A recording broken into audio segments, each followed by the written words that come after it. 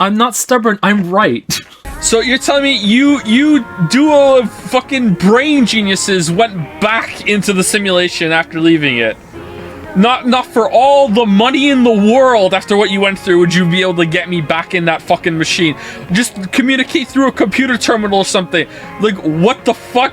Miura is also here. Everyone's here. Then I'm going to have to visit. Everyone's here. We didn't even, you know what? We're so fine with this. We didn't even leave someone out to pull the plug in case something goes wrong. We all just came back in together. It'll be fine. Usually the Weeb games that we play fall apart in a gloriously catastrophic way that makes no sense.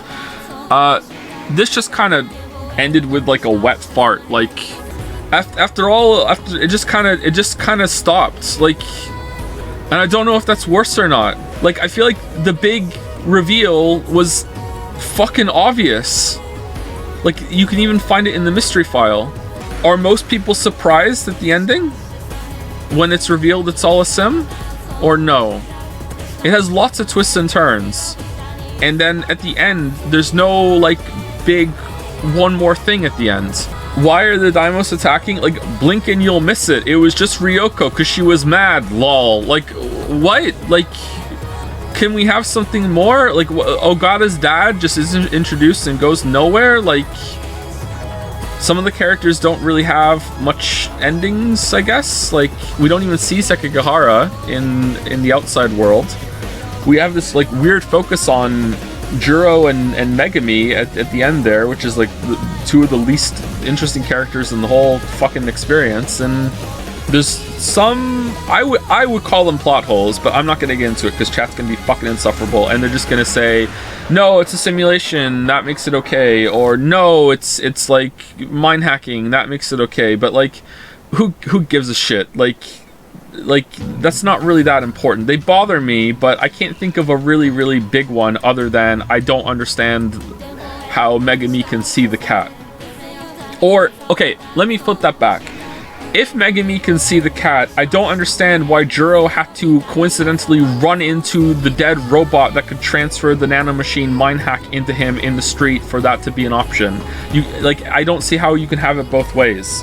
Like, that shouldn't even have to happen. If that's the case, then they should all have like super defensive setup so they don't get mind hacked even more. Like, do you want us to try and answer that? Emphasis on the try. Don't understand how the cat gave her a gun when he's not real. Don't understand how Juro was giving videotapes to Amaguchi when the videotapes weren't real.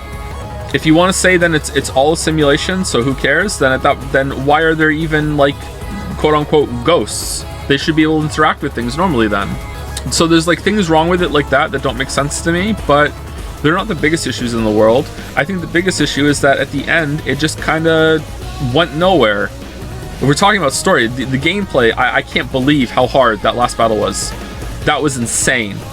Like, that was, oh my god, I juiced a map too hard, Arch Nemesis, Path of Exile, horseshit, insane. Like, I can't, oh, this mob just rolled some bad fucking prefixes and affixes and you literally can't kill it, Lamayo. Like, just like, that was bonkers. I can't think of another difficulty spike on that level compared to how easy the rest of the game was before it.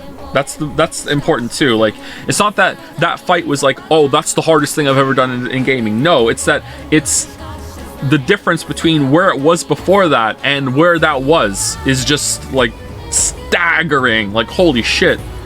Like, do they want you to go back and farm for XP and shit? Like, I don't get it. Like, how many of the battles am I supposed to do? I just don't know. I don't know if this is a worse kind of ending than VLR. If it's just like, it's probably not. It's probably still a better ending. I really admire this game for how it's structured and how it's put together.